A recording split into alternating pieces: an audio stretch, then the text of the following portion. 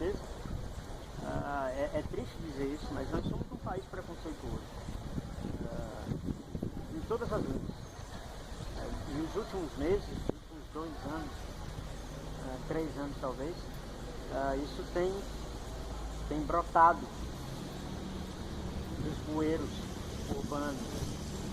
A gente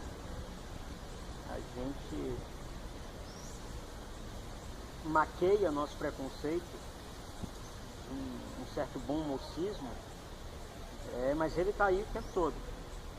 Ele está aí o tempo todo. No nosso caso da pessoa com deficiência, ele tem uma faceta muito particular. E que essa coisa que eu havia citado, de um olhar que nos concebe em duas medidas possíveis. Ou nós somos heróis, exemplos de superação, ou nós somos coitados, necessitados de ajuda, de uma atenção especial, mas não no sentido próprio e necessário dela. É claro que nós precisamos de uma atenção especial quando as políticas públicas desenvolvem projetos de uma urbanização acessível. É claro que nós precisamos de linhas de ônibus adaptadas. É claro que nós precisamos de uma certa facilidade de acesso a algumas coisas, porque nos é difícil percorrer o caminho até lá. Por exemplo, as cotas para pessoa com deficiência nos concursos públicos.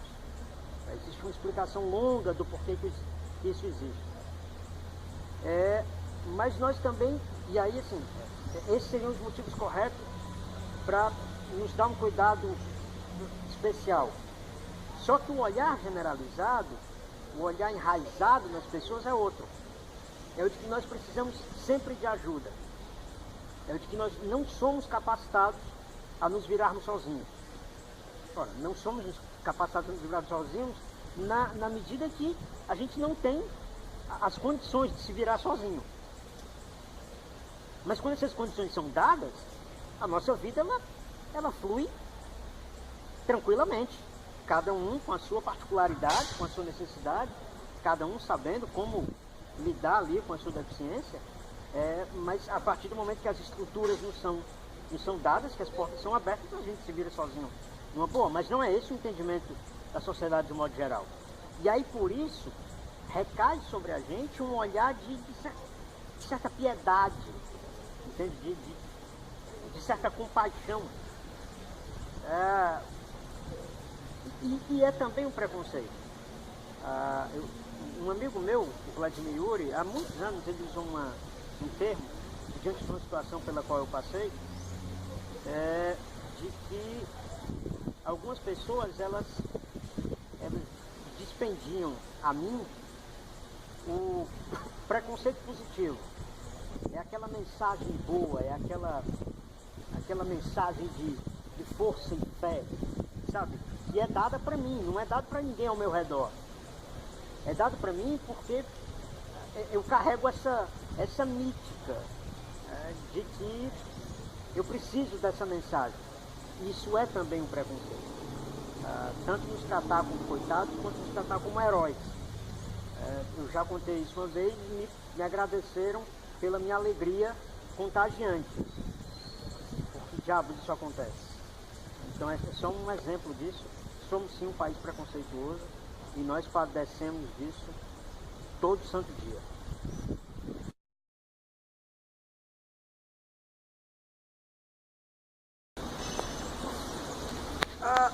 Se a gente entender que a origem dos nossos problemas no cotidiano, a falta da rampa na calçada, a falta do piso tátil, a falta do sinal sonoro, a falta do banheiro acessível, se a gente compreender que tudo isso se dá porque, a priori, a percepção das pessoas sem deficiência, da sociedade de modo geral, em relação a gente, é completamente equivocada, a barreira atitudinal ela é o primeiro problema. Até porque a barreira atitudinal ela parte de casa. Eu vejo muita gente dizer que a família é fundamental para que nós possamos superar as nossas dificuldades enquanto pessoas com deficiência. Eu não discordo disso, mas eu estou longe de concordar com isso 100%. A família, em muitíssimos casos, e nós sabemos disso, ela é a primeira fonte de um comportamento de discriminação, de preconceito. Ela é a primeira origem da segregação daquela pessoa com deficiência de todo o resto do convívio social. E não é nem por maldade, necessariamente, mas muitas vezes por medo. Como é que meu filho, minha filha vai lidar com esse mundo? Então nós temos a primeira barreira atitudinal dentro de casa. Quando essa barreira é transposta, você dá de cara com um mundo que não está preparado para te receber, porque ele sequer lembra que você existe. E aí, se esse mundo tem uma atitude de não lembrar que você existe, tem uma não atitude em relação a você, por que esse mundo seria adaptado a você? Então, a barreira atitudinal é o nosso problema nevrálgico. É o nosso calcanhar de Aquiles.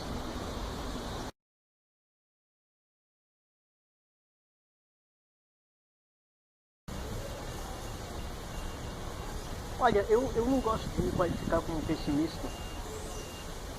Eu acho que eu sou um cara realista, na medida do possível. O que não me deixa incapaz de ser esperançoso. Mas a verdade é que a realidade que eu vislumbro aqui no Brasil, no mundo de modo geral, é de uma série de transformações que nos levam ao mundo, infelizmente, para algo menos inclusivo. A sensação que eu tenho é essa.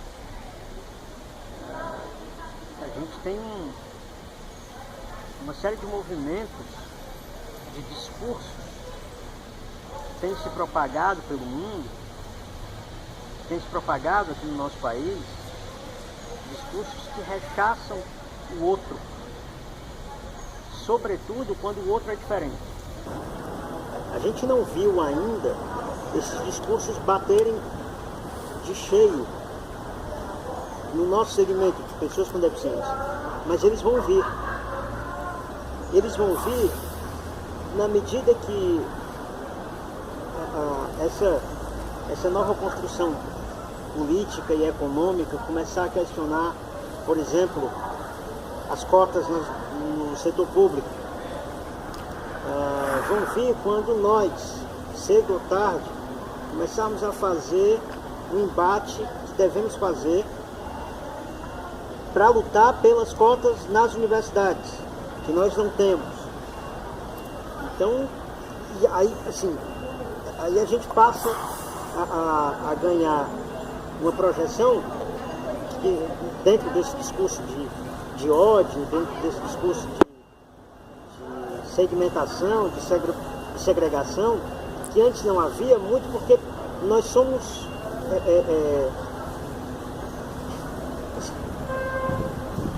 submersos, não sei se submerso é a palavra, mas nós somos